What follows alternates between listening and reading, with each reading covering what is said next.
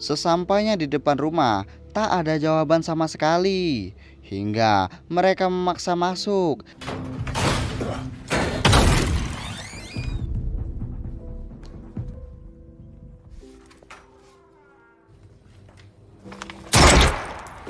Dan benar saja, terdapat beberapa orang bersenjata dan melakukan perlawanan.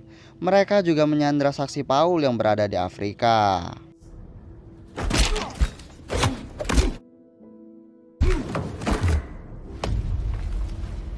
Tanpa pikir panjang dengan skill tembakan jitu yang diajarkan Bang Ridwan gurunya Jindan, kepala penjahat tersebut pun headshot. Merasa aman, saksinya pun memeluknya. Namun, tak disangka-sangka, Paul malah membunuh saksinya.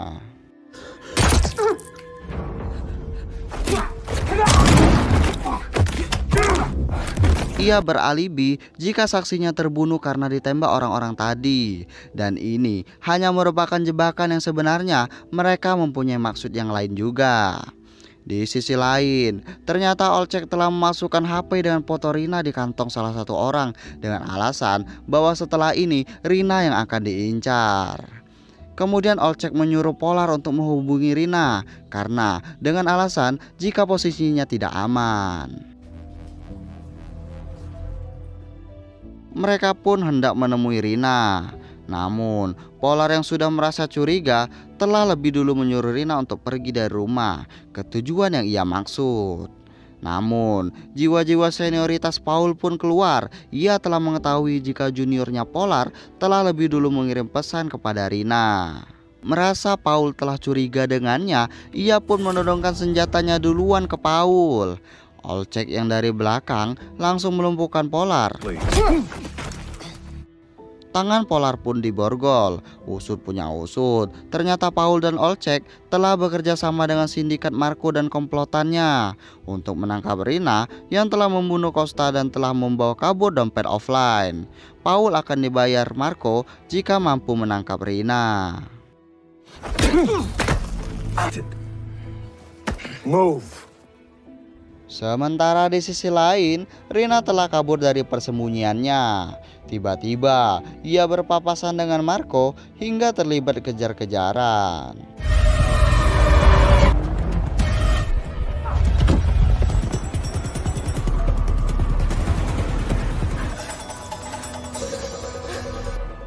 Di sisi lain, Polar digiring oleh Olcek menuju ke mobil. Namun, di tengah perjalanan, Polar berusaha meyakinkan Olcek bahwa ia hanya diperalat oleh Paul. Kemudian Polar melakukan perlawanan hingga terlibat kejar-kejaran dan baku hantam serta baku tembak yang membuat Olcek tertembak sehingga Polar berhasil melarikan diri.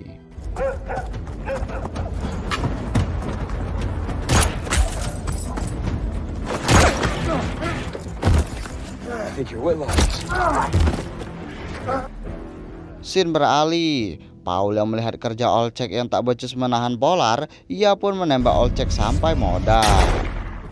Scene beralih. Nampak Rina sampai di suatu rumah. Namun, ketika masuk di rumah tersebut, nampak ada seekor burung besar juga ada di sana yang membuat Rina ketakutan. Namun, ternyata di rumah tersebut juga ada Polar yang menjinakkan binatang tersebut dan membawanya keluar. Binatang itu dinamai Janice oleh Polar.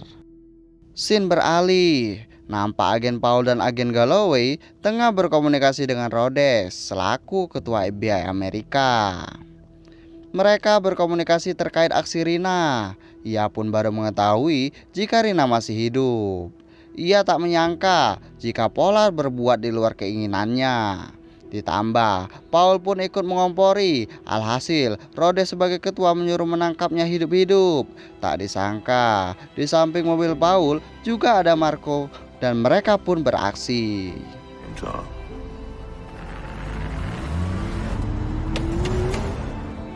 Scene beralih. Polar yang tempo hari melihat dompet offline berada di tangan Rina, ia pun menanyakannya. Namun, Rina nampak berbohong bahwa ia tak tahu masalah itu dan sekarang ia beralasan bahwa tertinggal di rumah persembunyian. Namun, agen Polar bukan orang bodoh. Ia pun berhasil membuat Rina jujur dan memberikannya. Rina juga memberitahu jika set kode atau bisa kita sebut sebagai kunci dompet offline telah Rina buang guna menjamin nyawanya. Rina juga hafal huruf yang ada di set kode. Namun, Polar menyuruh Rina untuk memberikan saja uang yang ada di sana untuk keselamatan hidupnya. Namun, Rina menolak. Melihat Paul dan Marco datang dan sudah dekat, hendak menyerang mereka, Polar pun memberikan senjata mendadak kepada Rina untuk sama-sama menyelesaikan semua ini. Rina pun berjanji dan bersedia. Sekarang, ia menjadi agen dadakan. Strategi mereka pun dimulai. Agen Polar dan agen Rina. Ciah, agen Rina nggak tuh? Mereka memasang pengalihan. Namun, Paul yang merupakan senior Polar dan lebih dulu makan garam, ia pun mengetahui hal itu. Paul pun melihat keberadaan mereka hingga terjadi kejar-kejaran dan baku tembak yang sengit.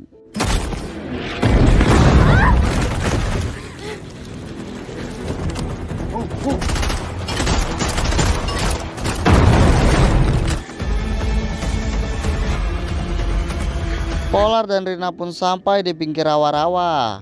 Mereka hendak menyeberangi rawa tersebut. Polar memanggil temannya. Ternyata temannya itu adalah kudanil ganas yang ia namai Alfie. Ia meminta pertolongan dengan Alfie untuk menghambat Marco and the gang.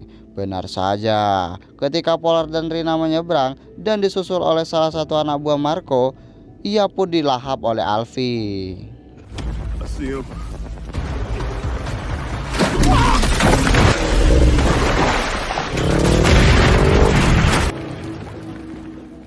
Scene beralih, nampak Polar menemui Sugar, pria yang ia selamatkan di awal film. Sugar ternyata diasingkan juga di Afrika untuk menghindari ancaman baginya. Di sana Polar meminta tolong dengan Sugar dan temannya Dos untuk membantu mereka melancarkan aksi mencairkan uang yang ada di dompet offline ke bank. Sugar yang punya hutang budi dengan Polar, ia pun mau membantu.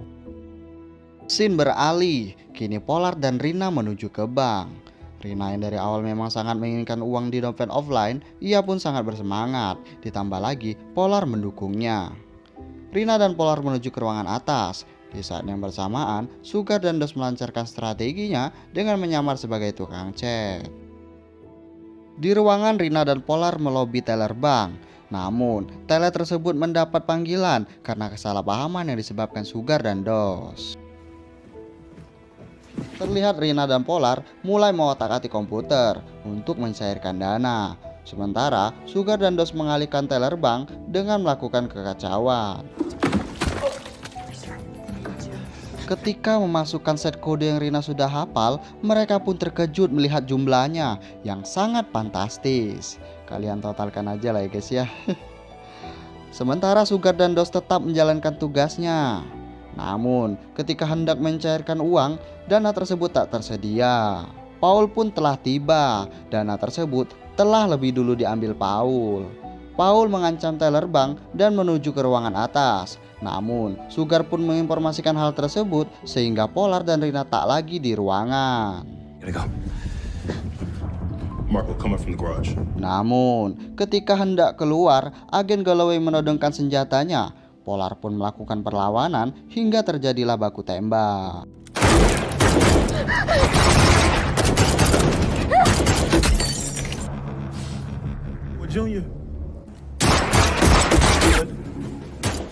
Di sela-sela baku tembak, nampak Paul mulai mencuci otak Rina untuk tidak lagi berada di pihak Polar. Namun hal itu ia hiraukan. Rina pun menuju pintu keluar yang lain. Tak disangka, ternyata ada Marco yang lebih dulu menunggunya hingga Rina tertangkap dan dibawa kabur.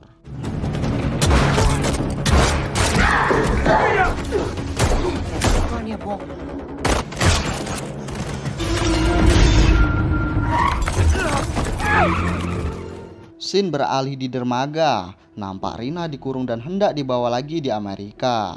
Tak hanya itu saja, nampak ada juga badai langka ditangkap oleh Paul untuk diekspor ke Amerika bersamaan dengan Rina. Ternyata inilah bisnis gelap yang Costa jalani dengan mengambil hewan-hewan langka untuk kembali dijual. Rina membujuk Marco untuk membebaskannya, namun hal itu tak dikabulkan. Rina pun diangkat ke kapal. Di saat yang bersamaan, nampak Polar, Sugar, dan Dos telah tiba di dermaga, melancarkan strateginya menolong Rina. Sugar dan Dos kini menyamar menjadi penjual makanan untuk mengelabui mereka. Paul pun menyadari hal tersebut. Namun, Polar telah bergerak lebih dulu, hingga terjadilah baku hantam, baku tembak yang sengit dan dramatis.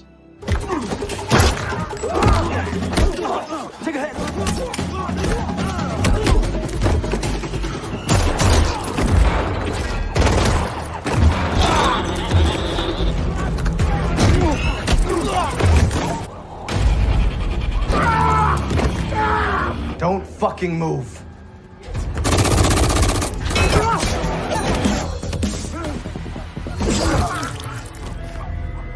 Rina pun juga kini melakukan perlawanan dan membunuh Marco.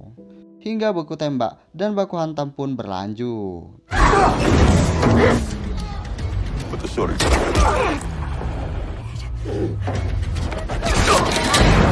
Move.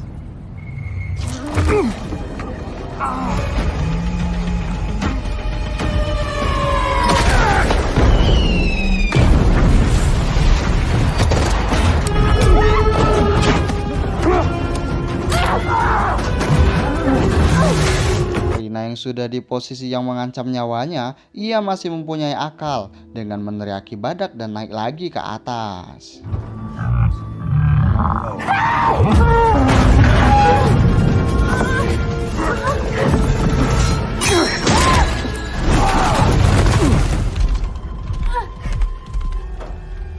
Melihat Paul meringis meminta tolong karena ditimpa barang yang berat, Polar pun masih menolongnya. Layaknya menolong anjing terjepit, Paul pun menodongkan senjatanya ke arah Polar, hendak menembaknya. Namun, tak disangka-sangka, ternyata Paul diseruduk badak langka yang ingin ia ekspor, hingga ia pun meninggal.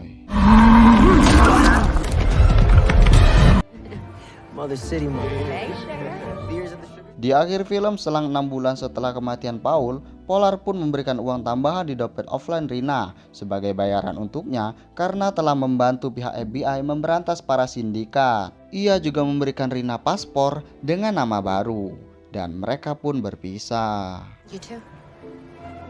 Ketika Rina masuk ke mobil, tiba-tiba mobilnya meledak. Terlihat jelas jika Rina masuk di lubang bawah mobil. Jika kalian lihat ya guys ya. Ternyata hal itu ia lakukan seolah-olah ia telah mati dikarenakan ledakan. Namun Polar yang sudah tahu hal itu, ia pun menyusul Rina hingga terjadilah peraduan jigong yang ternyata mereka selama ini sudah saling cinta. Dan film pun selesai. Ya mungkin segitu saja ya guys ya pada video kali ini. Jika terdapat kesalahan dalam penyampaian ataupun alur cerita yang Mimin sampaikan dan lain sebagainya, Mimin mohon maaf. Support terus channel ini. Jangan lupa like, comment, dan subscribe. Dan sampai jumpa pada video selanjutnya.